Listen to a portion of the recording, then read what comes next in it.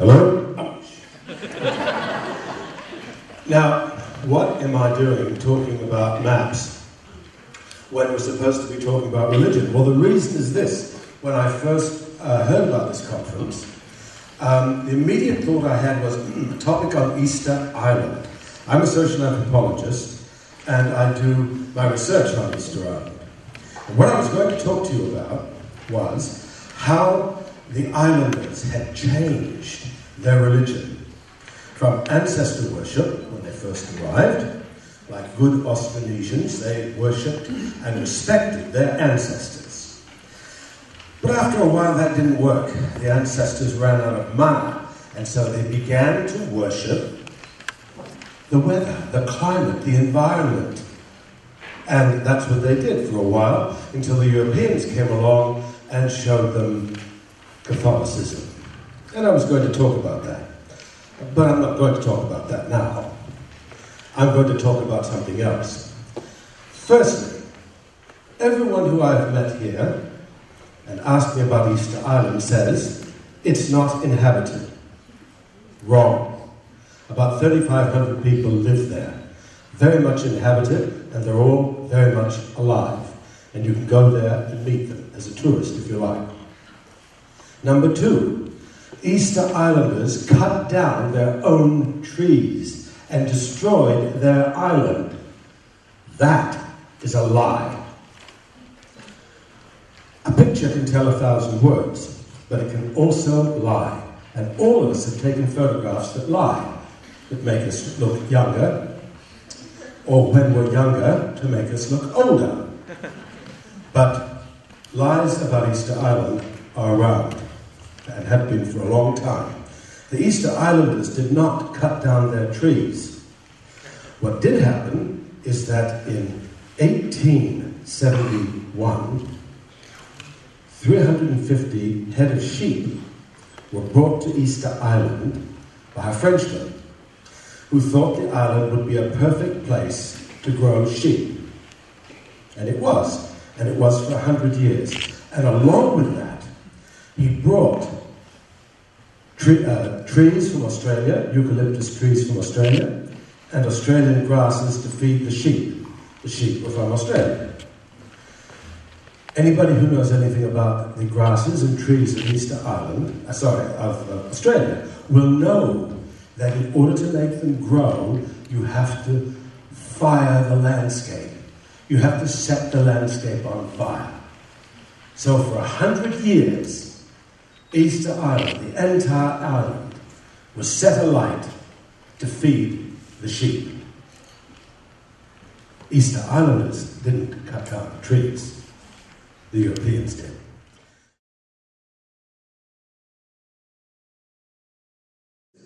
I want to give an example from Hispanonesia.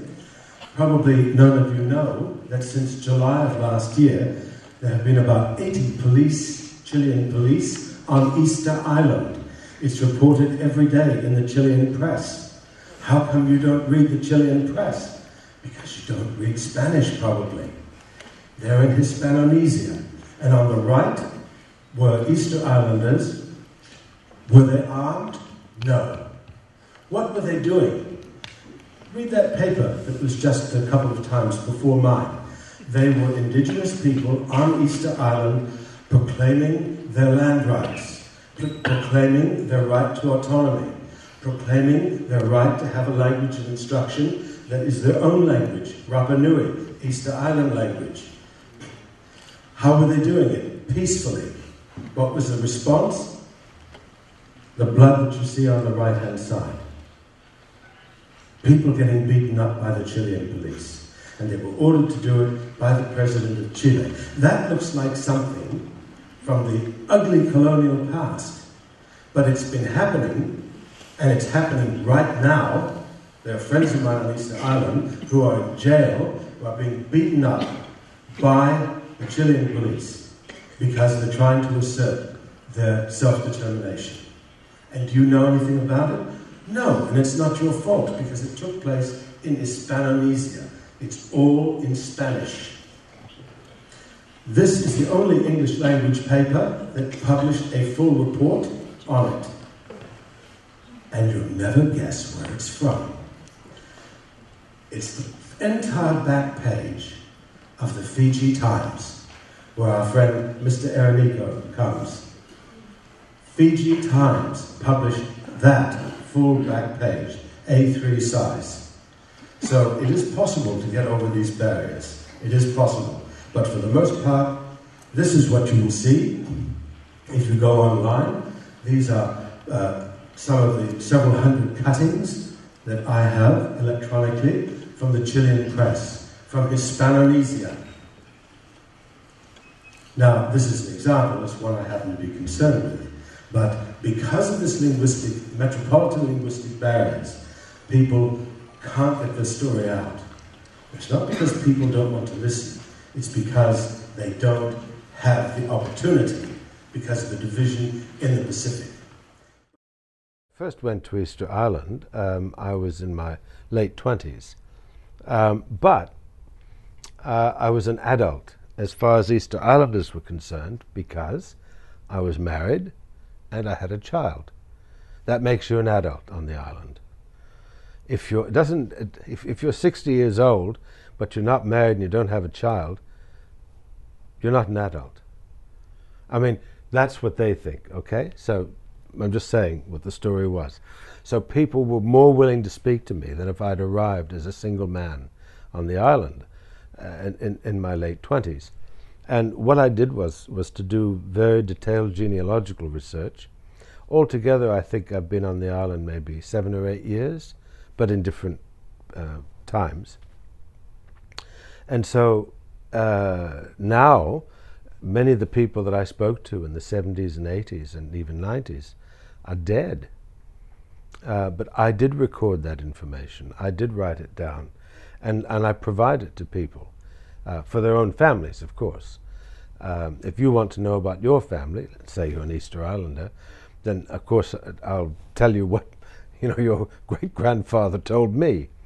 But if you come and ask me and you're from a different family, I can't give that other person your information and vice versa.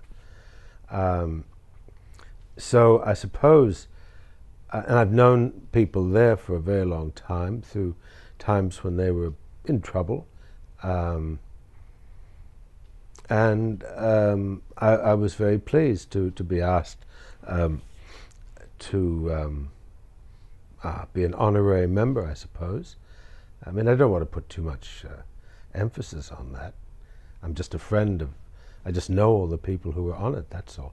There aren't that many people there. There's only about 3,500 Easter Islanders, so it's not difficult to get to know all of them. And I guess what I do is try to help out as much as I can. I should say something, though, that sometimes Chileans get annoyed by what I say.